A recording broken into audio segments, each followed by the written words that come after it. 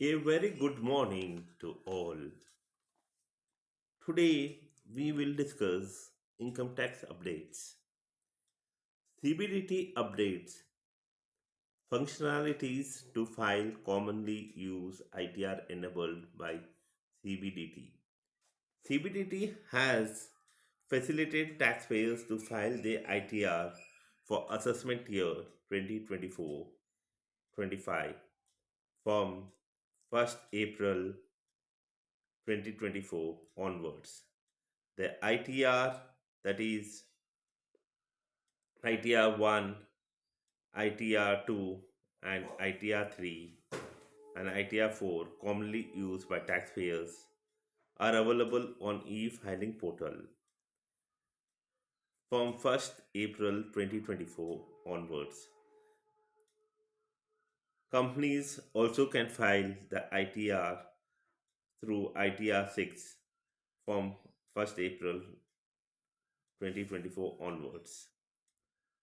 The next one is CBDT clarifies on the media reports claiming special drive to reopen cases with reference to HRA claims.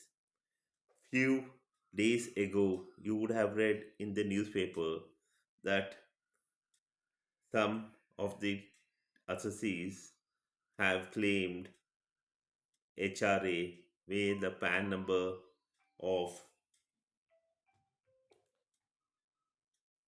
the landlord was misused. The landlord, they were not taken the premises on rent, but they used the PAN numbers of landlords and filed their returns. When the income tax authorities started verifying the PAN numbers and started analyzing whether the tax is paid by the landlord or these properties have been shown by them in their returns, it was found that this PANs did not have that details. Hence, now the department will verify in detail all the HRAs claimed during the year so that tax can be recovered with penalty and interest. Deferment of consequences in case non-filing of PAN and Aadhaar till 31st May 2024. As you would be aware that PAN and Aadhaar linking is mandatory effective from 1st July 2023. In terms of Rule 114 AAA, if that linking is not there, then there is no refund of any amount shall be processed. Interest shall not be payable on the refund.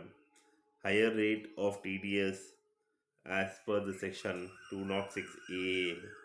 Higher rate of TCS as per section 206 CC. With view to readdressing the grievances faced by such deductors or collectors, the board had extended this date up to 31st May 2024. So now, if you have not linked your PAN with Aadhaar, then you will face consequences of higher deduction of TDS or TCS, and there will not be any refund if you are eligible for refund. Also, please note you will not be getting interest if for the amount which you would be eligible to claim refund. Extension of due dates for filing of Form 10A or 10AB and others. The government has extended the time for furnishing the Form 10A or 10AB to 30th June 2024. Form 10A In case of an application under Class 1 of the first proviso to the Class 23C of the Section 10 or under subsection 1 of the Class AC of the subsection 1 of the Section 12A or under Class 1 of the first proviso to the subsection 5 of the Section 80C or in case of intimation under fifth proviso of the subsection 1 of the section 35 of the act. Form 10 ACAB in the case of application under class 3 of the first proviso to the class 23C of the section 10 or under the section subsection subclass 3 of the class AC of the section 1 of the section 12A or under class 3 of the first proviso to subsection 5 of the section 80G of the Act.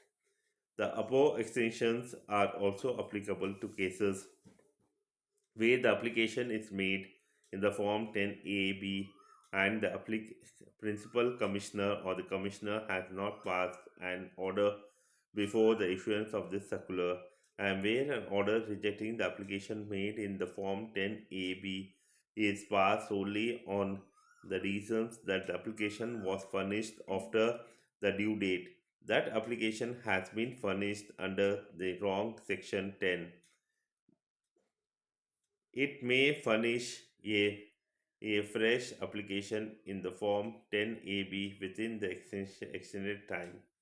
Further, any existing trust institutions or fund who has failed to file the Form 10A for the assessment year 2023-24 within the due date as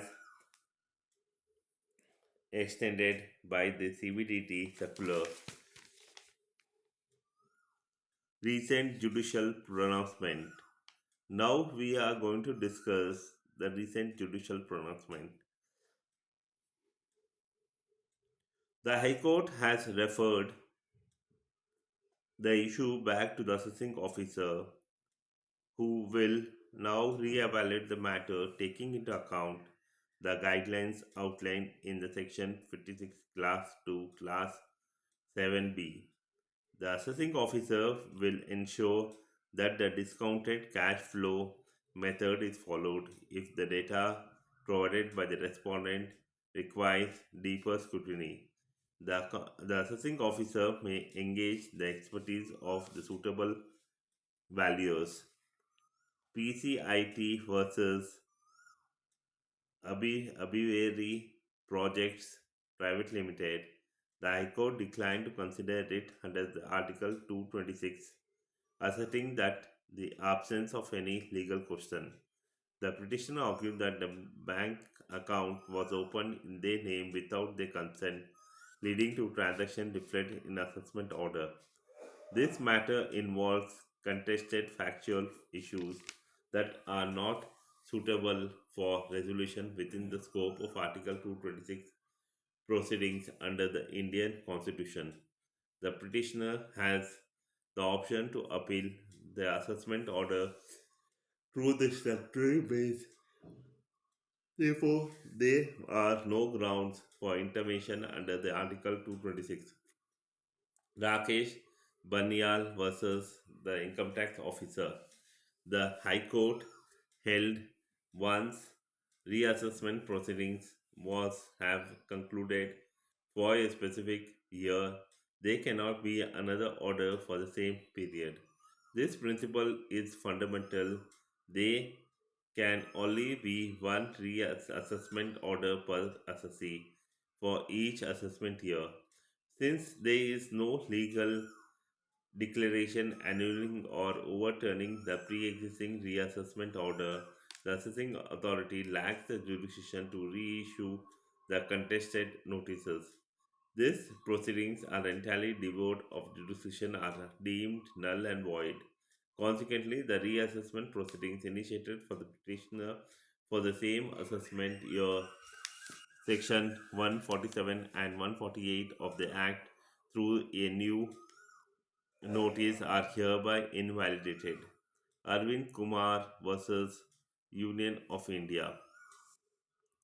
The Central Processing Center functions solely as a facilitator to the Judicial Assessing Officer, who possesses authority over the assessee as per the Section 120 of the Act. Merely because the return undergoes a processing at CPC, it does not diminishes the regular jurisdiction of GAO, who retains the same authority. This is evident from the fact that any demand arising from the processing of the returns under Section 143, Class 1 of the Act by the CPC is enforced by JO. It is the JO who issues the notice under the Section 143, Class 2 of the Act if the returns is selected for the scrutiny and conducts the assessment. Furthermore, even under the faceless regime, once the assessment is completed by the faceless assessing officer, all documentation is transferred to JO for demand recovery and other related matters. In fact, in numerous cases before us, the Principal Commissioner of Income Tax has exercised jurisdiction in the similar circumstances. Sardar Papers Limited versus PCIT.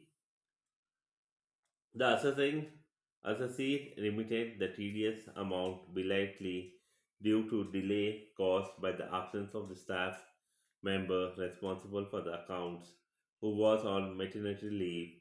Nonetheless, the assessee promptly rectified the delay and remitted the tax amount, consequently proceeding under Section 276B read with Section 278A were deemed fit to be quashed. Sen Gondar Education and Charitable Trust versus Income Tax Officer TDS Ward.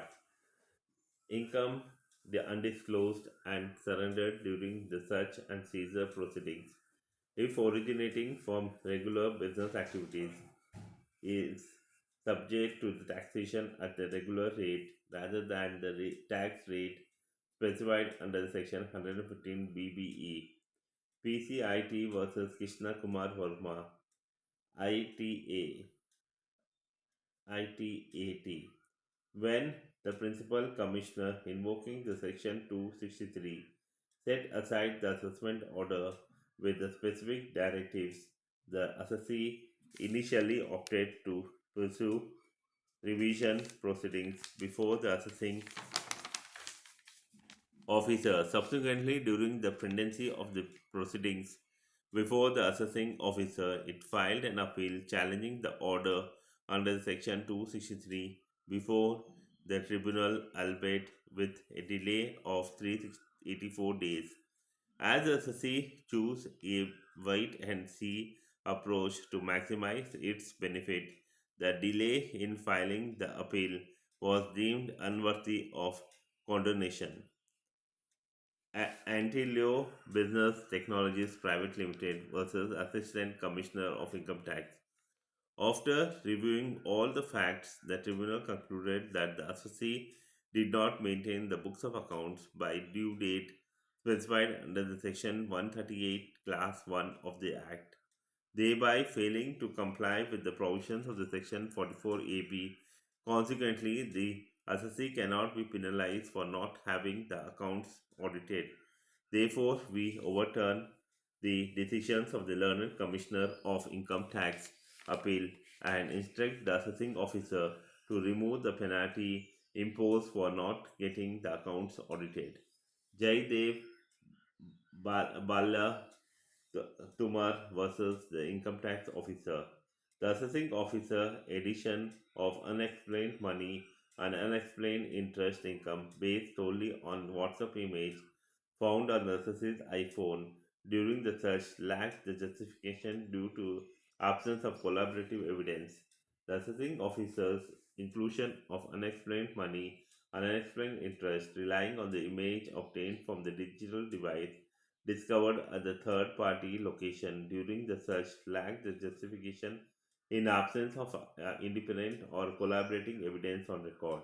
No addition under the section 69B could be warranted for jewelry discovered during the search, as The entire collection of gold and diamond jewelry has been disclosed in the wealth tax returns of the female family members and was declared before the settlement commissioner.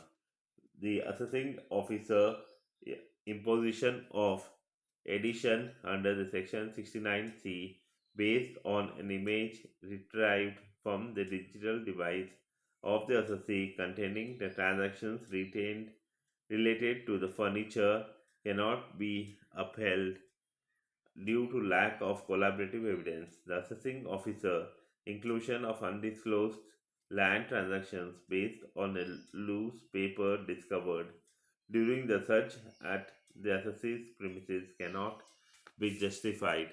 The said paper was not returned by the assessee, and no direct evidence was found or presented to the establish that the assessee had engaged in any land purchase or sale. ACIT versus Shankar Nebumal Uttam Chandi, following the jurisdiction High Court ruling and coordinate bench ruling ITAT held the joint ownership in two residential properties at the time of sale of original asset does not disentitle the assessee to claim of deductions under the section 54F of the Act. Shweta Singh versus the Income Tax Officer.